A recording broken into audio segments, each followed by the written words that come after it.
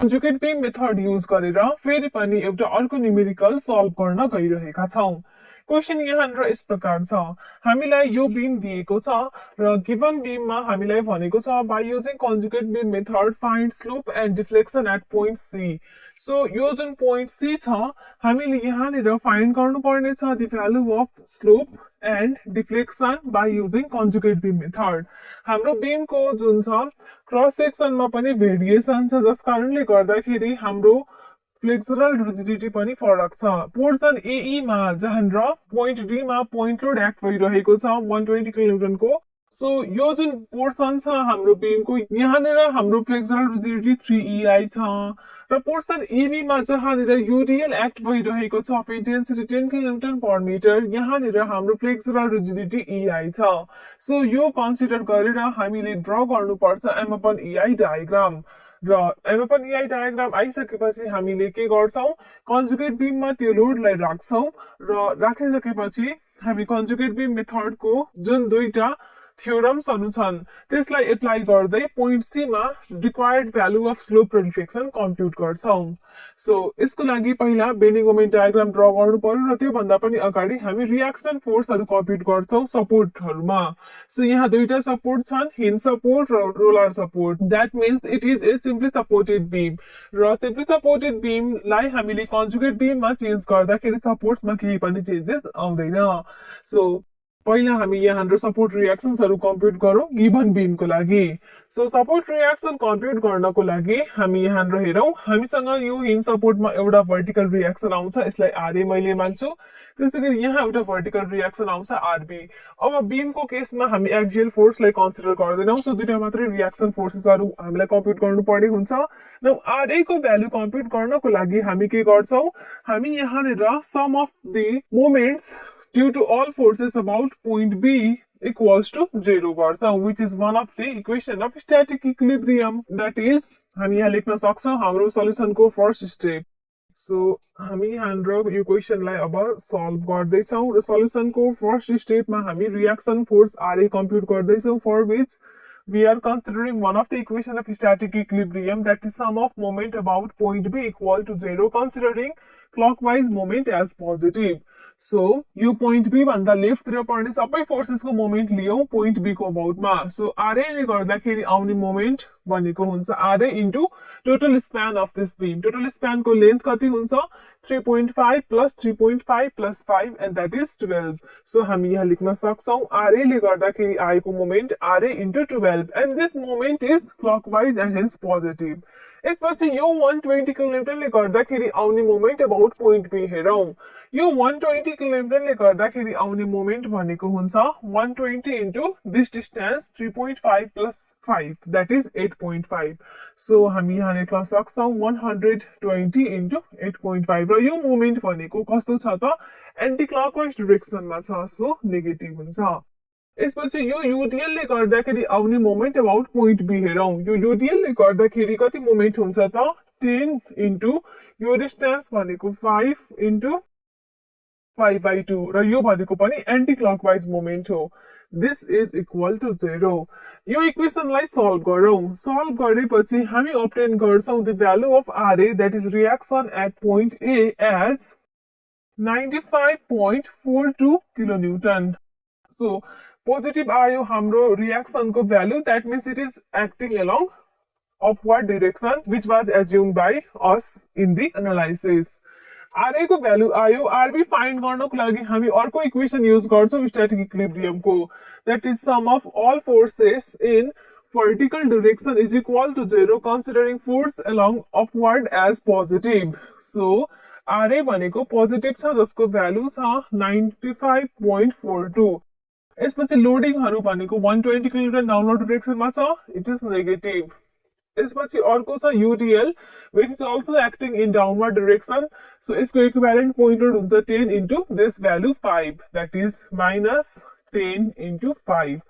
अर्को reaction force भनेको RB जसको भ्यालु हामीले फाइन्ड गर्नु पर्ने छ, this is equal to 0। यसलाई सल्भ गरौँ। सल्भ गरेपछि RB को भ्यालु हामी अब्टेन गर्छौं at 74.58 kilonewton पोजिटिभ आयो so it is also acting along upward direction जुन कि हामीले सुरुमै एज्युम गरेका थियौं नाउ रिएक्सन फोर्सेसहरु आइसकेपछि अब पालो बेन्डिङ मोमेन्ट डायग्राम ड्रा गर्ने सो अब हामी यो बीमको लागि बेन्डिङ मोमेन्ट डायग्राम ड्रा गर्छौं बेन्डिङ मोमेन्ट डायग्राम ड्रा गरिसकेपछि हरेक अर्डिनेट त्यहाँकोलाई हामी यो फ्लेक्सुरल रिजिडिटीले डिभाइड गरेर अब पनि यही डायग्राम ड्रा गर्न सक्छौं सो बीएमडी अब ड्रा गर्नतिर लागौं हाम्रो गिवन बीम जुन छ इस प्रकार छ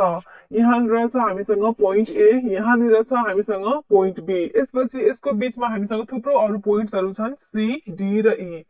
अब ई भन्ने पोइन्ट यस प्रकार छ कि एई पोर्सन भनेको 7 मिटर र ईबी पोर्सन भनेको 5 मिटर छ सो यसलाई मैले यहाँनिर देखाउन सक्छु दिस इज आवर पोइन्ट ई यसपछि पोइन्ट सी जहाँनिर स्लोप र डिफ्लेक्सनको भ्यालु कम्प्युट गर्नु पर्नेछ यो यस प्रकार छ कि बीसी को डिस्टेन्स 3 मिटर छ र ए र ई को ठ्याक्कै बीचमा हामीसँग छ अर्को पोइन्ट डी अब यो बीमको लागि हामी ड्रा गर्दै छौं बेन्डिङ मोमेन्ट डायग्राम सो हामी लेफ्ट देखि राइट पहिला आऊ लेफ्ट देखि राइट आउँदाखेरि यहाँनिर रिएक्सन फोर्स आरए छ आरए ले गर्दाखेरि पोइन्ट डी मा मोमेन्ट कति हुन्छ त RA into 3.5 that is 95.42 into 3.5 so यो पोइन्ट डी मा हामी अब्टेन गर्न सक्छौं the value of moment as 333.97 kilometre अब यहाँ पोइन्ट रोड छ सो मोमेन्टको डिस्ट्रिब्युसन सिम्पली लिनियर हुन्छ स्ट्रेट लाइनले जोइन गरौँ अब डी र ई को बीचमा हेरौं डी र ई को बीचमा अब पोइन्ट ई मा मोमेन्ट फाइन्ड गर्नु पर्यो पोइन्ट ई मा मोमेन्ट फाइन्ड गर्नु पर्यो भने ई भन्दा लेफ्ट तिर भएको फोर्सहरु हेर्नु पर्यो सो यहाँ आउने मोमेन्ट भनेको आरए ले गर्दाखेरि छ र यो 120 किलोमिटरले गर्दाखेरि छ कति हुन्छ त यहाँको moment this RA into 7 metre minus 120 into 3.5 that is 95.42 into 7 minus 120 into 3.5 गरेपछि हामी पोइन्ट ई मा मोमेन्टको भ्यालु अब्टेन गर्छौं एज 247.94 सो यसलाई पनि स्ट्रेट लाइनले जोइन गरौं किनकि यहाँ पोइन्ट रोडले गर्दाखेरि आएको मोमेन्टहरु छन् र डिस्ट्रिब्युसन अफ मोमेन्ट लिनियर हुन्छ यसपछि जुन एबी पोर्सन छ यहाँ यूडीएल एक्ट भइरहेको छ यूडीएल ले गर्दाखेरि मोमेन्टको डिस्ट्रिब्युसन कस्तो हुन्छ त अब्भियस छ त्यो कर्व नेचरको हुन्छ लिनियर त हुँदैन सो हामी अब के गर्छौं सजिलोको लागि हामी अब बी देखि यतिर आउँछौं दैट इज राइट बाट लेफ्ट तिर आउँछौं अब राइट बाट लेफ्ट आउँदाखेरि एजम्पसन के हुन्छ राइट बाट लेफ्ट आउँदाखेरि एन्टी क्लकवाइज मोमेन्टलाई पोजिटिभ कन्सिडर गर्नुपर्ने हुन्छ सो अहिले सम्म हामी लेफ्ट देखि राइट गइरहेका थियौं र क्लकवाइज मोमेन्ट हाम्रो आइरहेको थियो र यो भनेको पोजिटिभ मोमेन्ट थियो अब हामी राइट बाट लेफ्ट आउँछौं ईबी पोर्सनमा र राइट बाट लेफ्ट आउँदाखेरि एन्टी क्लकवाइज मोमेन्टलाई पोजिटिभ मान्दै बीएमडी ड्रा गरौं सो राइट बाट जब लेफ्ट आउँछौं हामी हेरौं त यो पोइन्ट बी मा एक्ट भएको रिएक्सन फोर्स आरबी ले गर्दाखेरि मोमेन्ट आउँछ पोइन्ट ई मा त्यसैगरी यो यूटीएल ले गर्दाखेरि पनि यहाँ मोमेन्ट आउँछ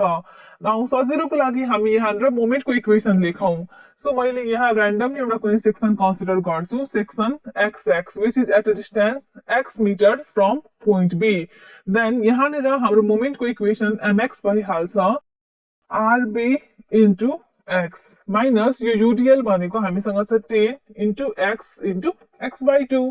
र यो मोमेन्ट भनेको हाम्रो कस्तो हुन्छ त यो मोमेन्ट भनेको एन्टी क्लकवाइज हो दैट इज पोजिटिभ मोमेन्ट हो सो भ्यालु पुट गरौं आरबी हाम्रो कम्प्युट भएर आएको छ 74.58 that is 74.58 x minus 5x square so यो मोमेन्टको इक्वेसन भयो अब सजिलोको लागि हामीलाई पोइन्ट ई मा मोमेन्ट कम्प्युट गर्नु पर्यो भने के गर्छौं सिम्पली x को ठाउँमा पुट गर्छौं 5 मिटर पुट गर्दाखेरि हामी यही भ्यालु अब्टेन गर्छौं 247.94 अब यसको बीचमा हाम्रो जुन कर्व छ त्यसको नेचर कस्तो हुन्छ त्यो कुरा थाहा पाउनु पर्यो सो हामी के गर्न सक्छौं ठ्याक्क ई र बी को मिड पोइन्टमा मोमेन्ट कम्प्युट गर्न सक्छौं सो ठ्याक्क मिड पोइन्टमा हाम्रो बी देखि डिस्टेन्स कति हुन्छ यो डिस्टेन्स भनेको 2.5 मिटर हुन्छ सो 2.5 पुट गरौं मोमेन्टको इक्वेसनमा दैट मीन्स x को ठाउँमा 2.5 पुट गरौं र कम्प्युट गरौं हाम्रो यहाँको मोमेन्टको भ्यालु सो मोमेन्टको भ्यालु हाम्रो यसरी कम्प्युट भएर आउँछ यहाँनिर 155.2 किलोन्युटन मिटर र यो जुन स्ट्रेट लाइन छ स्ट्रेट लाइनमा यो पोइन्टको भ्यालु हुन्छ 0 plus this value by 2 that is 0 plus 247.94 by 2 and this is equal to 123.97 so यो भन्दा यो भ्यालु हाम्रो माथितिर लाई गरिरहेको छ सो यहाँनिर हाम्रो कर्व केही यस प्रकारको हुन्छ अब यसरी हाम्रो ड्र भयो यो बेन्डिङ मोमेन्ट डायग्राम। अब हरेक अर्डिनेटलाई हामी फ्लेक्सुरल रिजिडिटीले डिभाइड गर्छौं र अब्टेन गर्न सक्छौं एम अपन EI डायग्राम र त्यसलाई हामी कन्जुगेट बीममा प्लेस गर्नु पर्यो as loading. So given beam भनेको सिम्पली सपोर्टेड छ। सिम्पली सपोर्टेड बीमलाई कन्जुगेट बीममा चेन्ज गर्दाखेरि सपोर्ट्समा केही पनि चेन्जेस आउँदैन। सो मैले गिभन बीमलाई एज इट इज यहाँ सपोर्ट्सहरु राखे, यहाँ छ रोलर सपोर्ट, यहाँ छ हिन्ज सपोर्ट। अब यहाँ एम अपन EI को लोडिङ राख्नु पर्यो। एम अपन EI को लोडिङ राख्दाखेरि हाम्रो BMD को सबै अर्डिनेट्सलाई हामीले फ्लेक्सुरल रिजिडिटीले डिभाइड गर्नु पर्यो। नाउ फिगरमा हेरौं जुन पोर्सन EB छ यो पोर्सनमा फ्लेक्सुरल रिजिडिटी भनेको EI नै छ। सो सिम्पली यो टर्म्सहरुलाई EI ले डिभाइड गर्नु पर्यो। और हामीले भन्न सक्छौं हाम्रो यो पोइन्टलाई मैले B डैश मान्छु, यो पोइन्टलाई मैले A डैश मान्छु र यो जुन E पोइन्ट छ यसको करेस्पोन्डिङ यो पोइन्टलाई मैले E डैश मान्छु। सो हामी भन्न सक्छौं जब हामी EB portion that is E dash B dash पोर्सनलाई हेर्दै छौं यो पोर्सनमा हेर्दाखेरि जुन हाम्रो पोइन्ट E डैश छ यहाँ आउने मोमेन्टको अर्डिनेट हुन्छ considering this portion this 247.94 upon EI। So मैले यहाँ यसलाई यसरी देखाउन सक्छु 247.94 अपन EI र ठ्याक्क मिड पोइन्टमा मोमेन्ट कति हुन्छ 155.2 अपन EI। सो यसलाई यसरी हामी देखाउन सक्छौं। सो यो हाम्रो एम अपन EI लोडिङ भयो E डैश B डैश पोर्सनमा। यसपछि A डैश E डैश पोर्सनमा हेरौं त हाम्रो क्वेशनमा फ्लेक्सुरल रिजिडिटी भनेको 3EI छ। सो हरेक जुन अर्डिनेट्स छ BMD मा यसलाई 3EI ले डिभाइड गर्नु पर्यो। दैट इज जुन हाम्रो पोइन्ट D छ यसको करेस्पोन्डिङ पोइन्ट D हामीले D डैश भनेर देखाए। D डैश मा कति हुन्छ त value 333.97 upon 3EI and that is equal to 111.32 upon EI। So यो यहाँको अर्डिनेट भयो। त्यसैगरी पोइन्ट E डैश को अर्डिनेट हुन्छ considering AE portion 247.94 upon 3EI and that value is equal to 82.65 upon EI। So यसलाई सिम्पली स्ट्रेट लाइनले join गरौँ किनकि मोमेन्ट डिस्ट्रिब्युसन हाम्रो यो पोर्सनमा छ linear. Now this is the conjugate beam width am upon EI loading र यहाँ हाम्रो हामी हेर्न सक्छौं यो पोजिटिभ मोमेन्ट थियो यो पनि पोजिटिभ मोमेन्ट नै थियो। सो लोडिङ जुन छ यसरी एक्ट भइरहेको हुन्छ हाम्रो कन्जुगेट बीममा। यसलाई पनि यसरी हामी सो गर्न सक्छौं। अब यही बीमलाई एनालाइज गरेर कम्प्युट गर्नु पर्यो the value of slope and deflection at point C। Point C भनेको हाम्रो जुन पोइन्ट B छ यो भन्दा 3 मिटर लेफ्ट तिर यसरी लाइ गरिरहेको छ जसलाई मैले कन्जुगेट बीममा C डैश भनेर मान्छु र यो फिगरलाई पनि हामी नेम दियौ। यो फिगर भनेको के हो त दिस इज द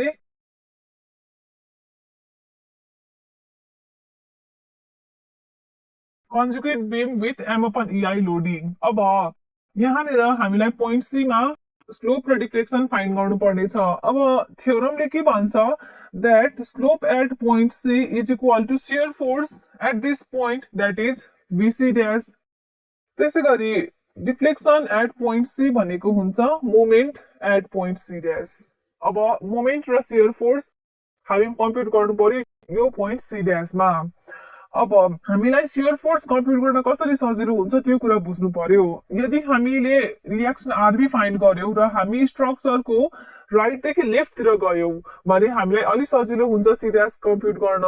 सो हामी के गर्छौं त अब हामी यहाँको रिएक्सन पहिला फाइन्ड गर्छौं दैट इज RB डैश पहिला फाइन्ड गर्छौं। RB डैश फाइन्ड गर्नको लागि हामी के गर्छौं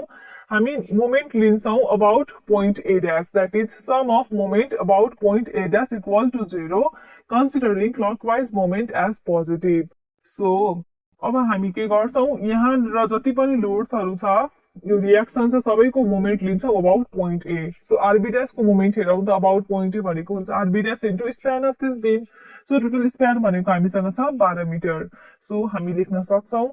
RB डैश इन्टु 12 र यो डाइरेक्सन हेरौं त यो भनेको हाम्रो एन्टी क्लकवाइज मोमेन्ट हो र क्लकवाइज मोमेन्टलाई पोजिटिभ मान्दाखेरि दिस इज नेगेटिभ। यसपछि यो एम अपन EI लोडिङ हेरौं जुन E डैश B डैश पोर्सनमा छ यो टोटल लोडिङले गर्दाखेरि आउने moment about point A dash compute गर्नुपर्ने छ। सो यसको लागि हामी के गर्छौं एउटा स्ट्रिप कन्सिडर गर्छौं। से this is the strip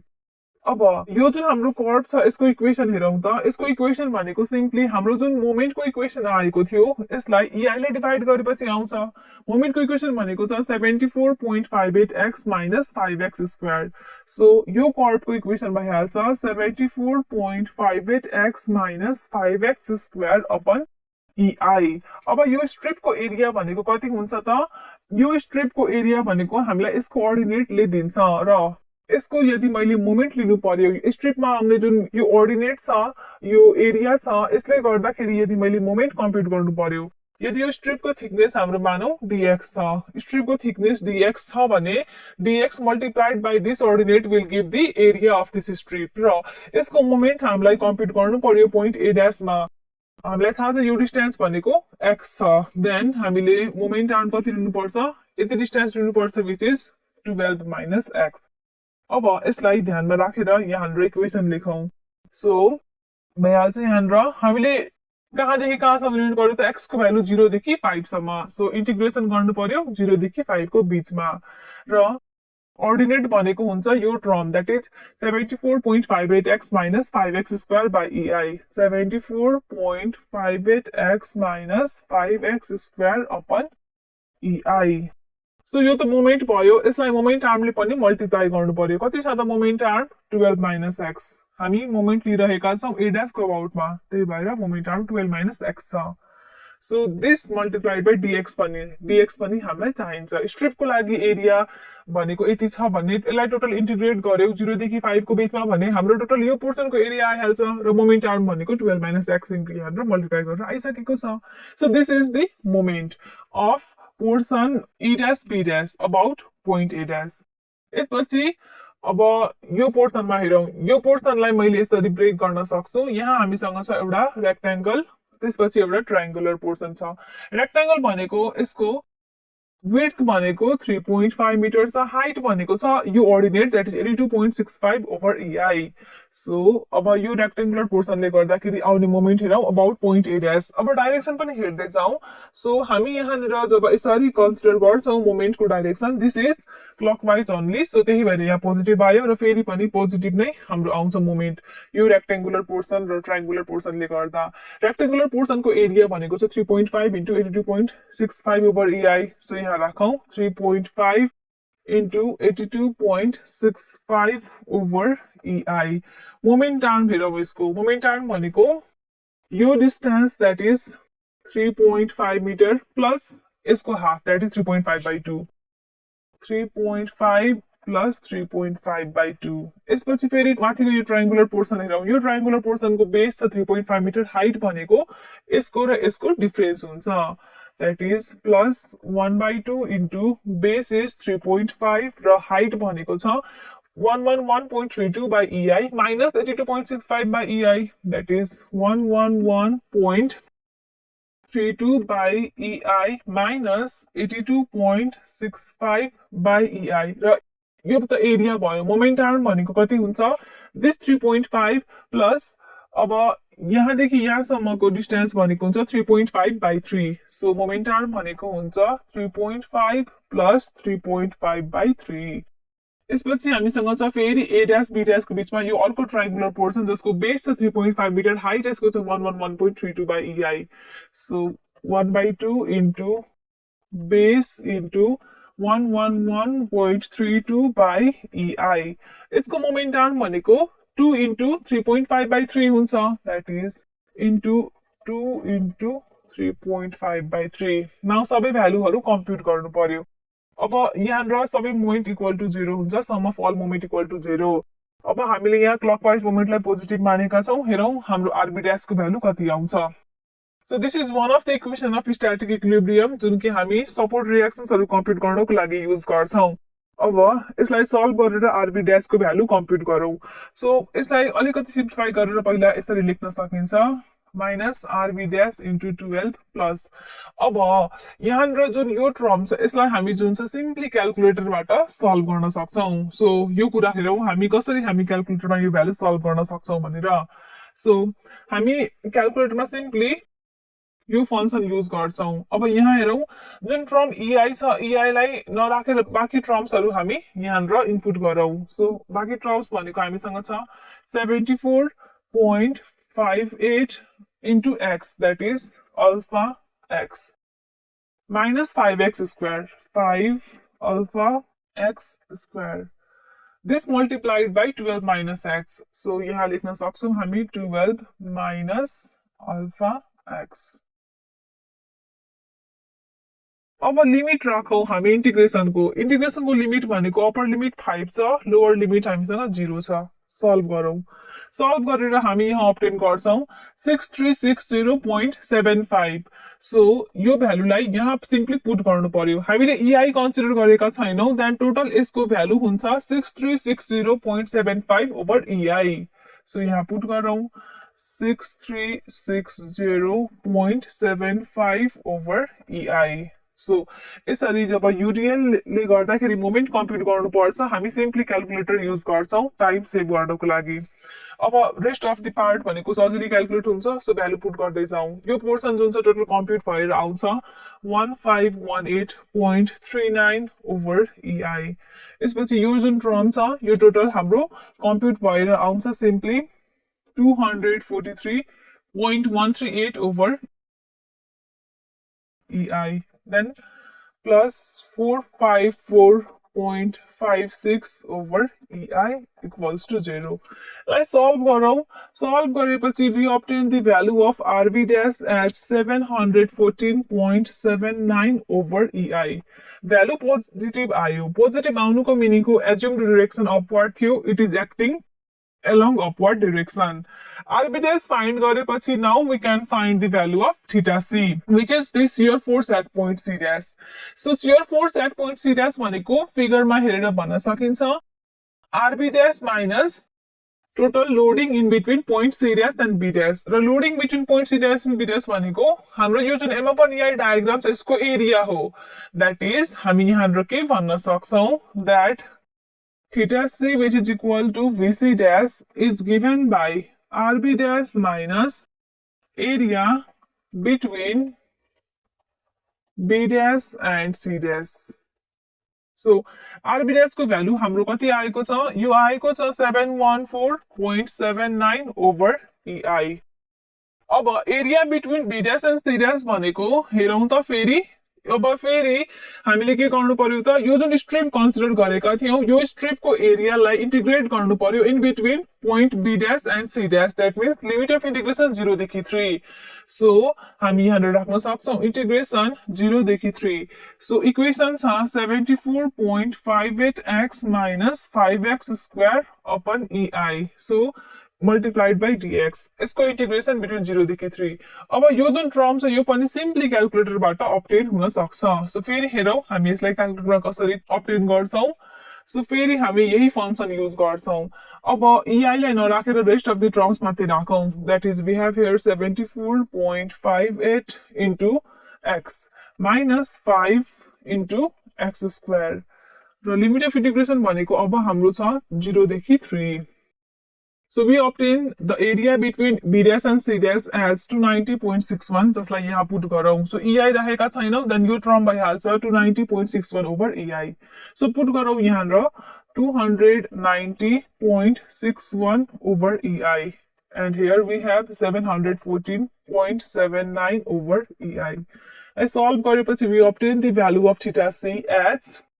424.18 over ei अब जुन हाम्रो shear force छ vc dash यो भनेको हामी हेरौं त हामी राइट देखि लेफ्ट आउँदाखेरि rb dash भनेको अपवर्ड पोजिटिभ थियो सो यसरी आएको जुन हाम्रो यो shear force छ यो shear force भनेको के छ त अपवर्ड आएको छ पोजिटिभ छ हेन्स अपवर्ड छ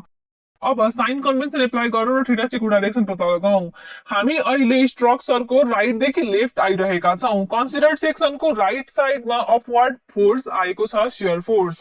सो हाम्रो राइट साइडमा अपवर्ड र लेफ्ट साइडमा डाउनवर्ड यस्तो खालको शियर फोर्स आयो कन्सिडर्ड सेक्सनमा then it is negative shear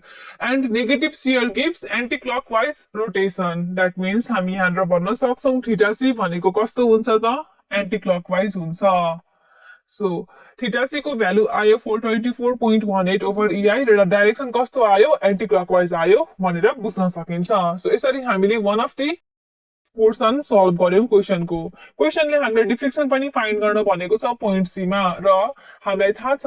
हाम्रो थ्योरम्स अन कन्जुगेट बीम मेथडले भन्छ that deflection at point C is given as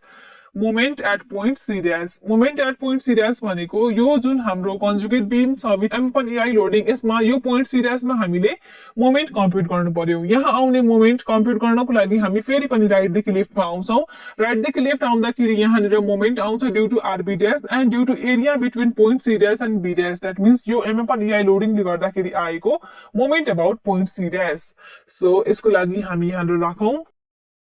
which is equal to RB dash into कति हुन्छ त मोमेन्ट आर्म यसको लागि which is 3 metre so RB dash into 3 यसपछि अर्को भनेको छ यो एरिया